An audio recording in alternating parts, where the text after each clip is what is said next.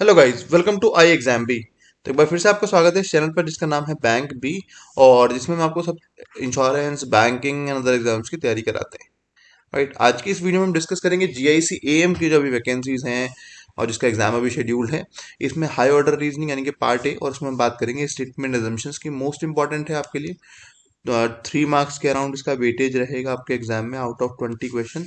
तो बहुत ज़्यादा इंपॉर्टेंट है और आपको इस टॉपिक पर अलग से ध्यान जरूर देना चाहिए। अगर चैनल पर नए हैं, सब्सक्राइब करना ना भूले, बेल आइकन प्रेस कर लीजिएगा ताकि कोई भी वीडियो आपसे मिस ना हो। चलिए स्टार्ट करते हैं। देखें, सबसे पहले पार्ट ए में ये आएगा critical reasoning and high order reasoning and critical thinking. तो इसी में आपसे ये स्टेटमेंट एजम्पशन इस पार्ट में पूछा जाएगा। ठीक है, और इसका जो वेटेज रहेगा वो ऑलमोस्ट 3 मार्क्स का, यहाँ पर आपको 3 to 4 मार्क्स का आपको ये देखने को मिलेगा। ठीक है, बात करें 2021 के एनालिसिस की, तो वहाँ पर पजल्स आपको 15 मार्क्स की, सेटिंग अरेंजमेंट 5 मार्क्स की और क्रिटिकल रीजनिंग आपको 20 मार्क्स की देखने को मिली थी। इसी assumptions को हम अभी भी लेकर चल रहे हैं कि इसी पैटर्न पर एग्जाम पूछा जाएगा। इवन क्रिटिकल रीजनिंग के क्वेश्चन हो सकता है 20 से बढ़ के 25 हो जाए, बट इससे कम यहाँ पर नहीं आपको देखने को मिले। ठीक है, बात करते हैं आगे। तो एग्जाम डेट्स की ऑलरेडी रिलीज हो चुकी है। 2024 है ये, 2024 यानी कि 9 मार्च 2024 को इसका एग्जाम है, जो कि इसका होना है। और आपके लिए एक ही महीना बचा है, तो आपको पूरे चांसेस की तैयारी शुरू कर देनी चाहिए।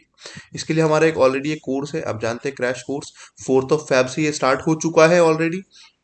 4 Feb को इसकी फर्स्ट इंट्रो क्लास थी। ठीक है, और इसमें हमने जो रेगुलर क्लासेस हैं उनके अलावा 7 हाई ऑर्डर रीजनिंग की एक्स्ट्रा क्लासेस रखी हैं।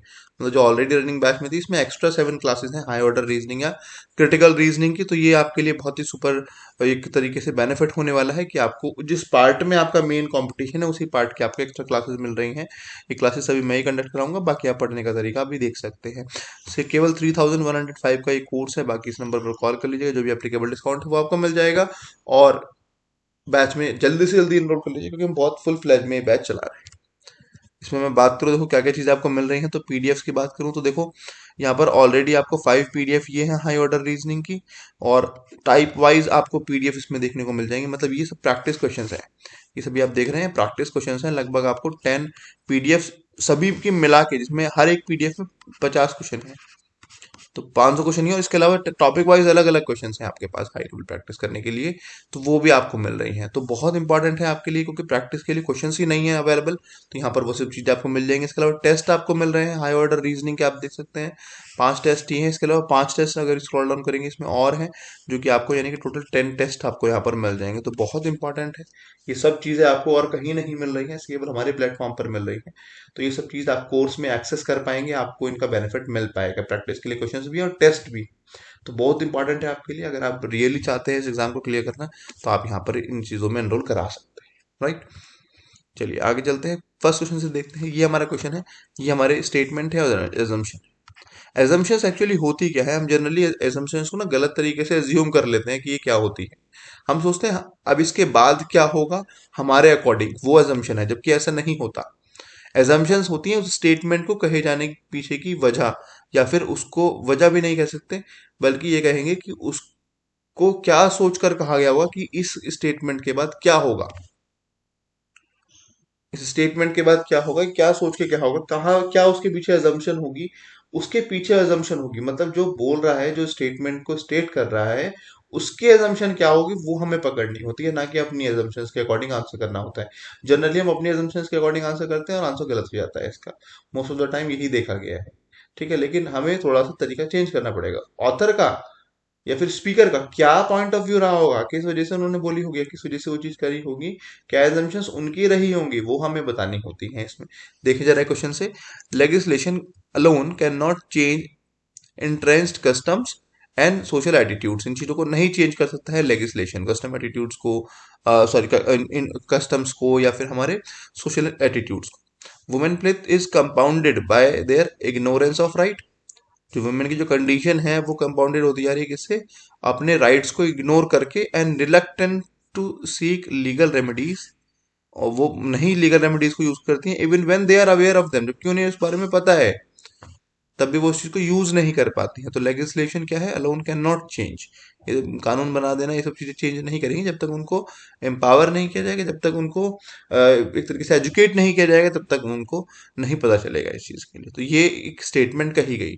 अब ये स्टेटमेंट कहने के पीछे एजम्पशंस क्या होंगी, मतलब ये चीज़ें नहीं हो रही होंगी तभी ये चीज़ें कही गई है ना, वो मैं नहीं कर रही होंगी इन चीज़ों को, तो क्या है देखो एजम्पशंस पहली, only literacy can change entrance customs and social attitudes. Only तो नहीं कह सकते इसको, because legislation is also important. Legislation alone नहीं कर सकता, लेजिस्लेशन प्लस लिटरेसी आएगा तभी जाके ये चीज हो पाएंगे एज पर ऑथर। तो ओनली तो मतलब नहीं है इसमें कुछ भी। Women are generally subject to ill treatment in our society, है ना। तो यहाँ पर ये चीज बताई गई है इल ट्रीट, तभी वुमेन के बारे में इतना कंसर्न दिखाया गया है। सेकंड तो इम्प्लिसिट है, बट ओनली की वजह से ये फर्स्ट नहीं हो पा रहा। अगर यहाँ पर ओनली नहीं होता तो फर्स्ट भी यहाँ पर एजम्पशन इसकी रहती। ठीक है, तो सेकंड अजम्पशन इज इम्प्लिसिट, तो यहाँ पर B option is the correct answer. Next चलेंगे, स्टेटमेंट है, it is alarming to note that only 48 to 50% of the voters in state cast their votes, वो अपने वोट कास्ट करते हैं केवल 48 to 50%। The government must make it mandatory for all to exercise their franchise in order to make democracy more meaningful, ताकि democracy ज्यादा meaningful हो। एक voter का व्यू है, अब उस वोटर का क्या assumption रहा होगा इसके पीछे वो बताना है। व्यूअर ने पहली बात तो, जो वोटर है उसने क्या व्यू रखा कि 48 to 50% ही स्टेट एक्ट में जो है वोट करते हैं वो। मतलब गवर्नमेंट को क्या करना चाहिए, मैंडेटरी कर देना चाहिए, ताकि डेमोक्रेसी का मोर मतलब ज्यादा मतलब समझ में आए। डेमोक्रेसी मतलब जहाँ पर लोग राज करें, लोग अपनी गवर्नमेंट को चुने। जब लोग ही 48 to 50% वोट कर रहे हैं तो इट मीन्स वो खुलकर नहीं आया यार ये चीज सामने। डेमोक्रेसी का मीनिंग जो है, एक्चुअल मीनिंग नहीं निकल रहा है, ये एक वोटर का व्यू है। अब वोटर का एजम्पशन क्या होगा इस स्टेटमेंट को पीछे, हमें वो बताना है, अपना नहीं बताना है ना गवर्नमेंट का बताना है, वोटर का क्या व्यू होगा वो बताना है। Increase in participation of voter will ensure increase in the rationality of democratic setup, बिल्कुल ये तो कह ही रहा है वो, कि जितना वोट बढ़ेगा, वोट पार्टिसिपेशन बढ़ेगा, उतना ही डेमोक्रेसी का मतलब यहाँ पर रेशनैलिटी बढ़ेगी। तो ये सही है, पहला इम्प्लिसिट है। Making in mandatory for all the exercise to all to exercise their franchisee may increase the number of voters, बिल्कुल ये भी एक एजम्पशन उसकी रही होगी, तभी तो वो कह रहा है कि आप गवर्नमेंट जो है इसको मैंडेटरी कर दे, जिससे कि क्या हो, ज्यादा से ज्यादा लोग वोट करें तो इंक्रीज करेगा बिल्कुल। तो ये भी इसके एजम्पशन होगी, दोनों ही इम्प्लिसिट है यहाँ पर। So both 1 and 2 are implicit, fifth option is the correct answer. आगे चलेंगे, although no war was witness during the tenure of prime ministership of mister X की प्राइम मिनिस्टरशिप के दौरान कोई भी वॉर नहीं हुई। A large number of top bravery medals were conferred upon many corps in the name of curbing terrorism and eliminating terrorism of different organizations belonging to their own states। क्या किया गया कि टॉप ब्रेवरी अवार्ड्स दिए गए, medals वर conferred upon many cops, है ना, in the name of curbing terrorism के ऊपर, या फिर मतलब कॉप्स को ही जो डिमाइज हो गए उनको ही बताया गया कि टेररिज्म को कब करने के लिए, अपने स्टेट में ही चीज़ों को करने के लिए उनको क्या किया गया, ब्रेवरी अवार्ड्स दिए गए, एक सिटीजन का व्यू। एजम्पशन क्या है, it is disgraceful of cop name to of cops to name the act of killing of terrorism of their own country as an act of bravery। अब क्या किया गया, अपने स्टेट के ही जो है चीज़ों को हमारा व्यू डिफरेंट हो सकता है, बट सिटीजन का व्यू है कि अपने ही जो स्टेट है उन्हीं के लोगों को मारा उन्होंने, और किसके नाम पर, टेररिज्म के नाम पर, है ना। तो उसके लिए उन्हें ब्रेवरी अवार्ड दिया गया, जिसको इन्होंने कंडेम किया है यहाँ पर व्यूअर ने, मतलब सिटीजन ने।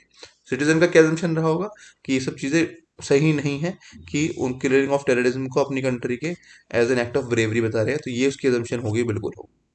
War is less harmful for a country than menace of terrorism, तो ये ऐसा कुछ भी नहीं बोला गया है, तो ये नहीं है, फर्स्ट इज इम्प्लिसिट। ठीक है, ओके। इसके बाद ये क्वेश्चन है, चाहे आपको समझ में आया होगा तो इस क्वेश्चन का आंसर आप कमेंट सेक्शन में आप दीजिए, इसका आंसर कमेंट में, इसका आंसर आप लोग दीजिए, कौन सा ऑप्शन सही होगा, ए बी सी डी और ई, इनमें से कौन सा ऑप्शन सही है आपको ये बताना है। You must be prepare to face any eventuality and all assignment must be completed as per their schedule directed to the faculty members. तो उसकी क्या assumptions रही होंगी वो आपको बताना है। ठीक है, चलिए इतना था इस वीडियो में गाइस। हमारा कोर्स आप ज्वाइन कर लीजिए जल्दी से जल्दी, काफ़ी सारी चीज़ें आपको इसमें ऑलरेडी मिल जा रही हैं, आप देख पा रहे हैं। कोई भी इसका डाउट है आप कमेंट में लिख सकते हैं, या फिर इस फ़ोन नंबर पर आप कॉल करके जो भी आपके डाउट्स हैं आप कंसर्ट पर्सन से बात करके वो सभी डाउट्स क्लियर करके जल्दी से जल्दी इसको कोर्स को ज्वाइन कीजिए, बिकॉज हमारा ऑलरेडी ये बैच रनिंग है, 4 Feb से स्टार्ट हो गया है, तो बिल्कुल क्लासेस मिस नहीं। ठीक है गाइस, चलिए मिलते हैं किसी नेक्स्ट वीडियो में, till then bye, take care and all the very best.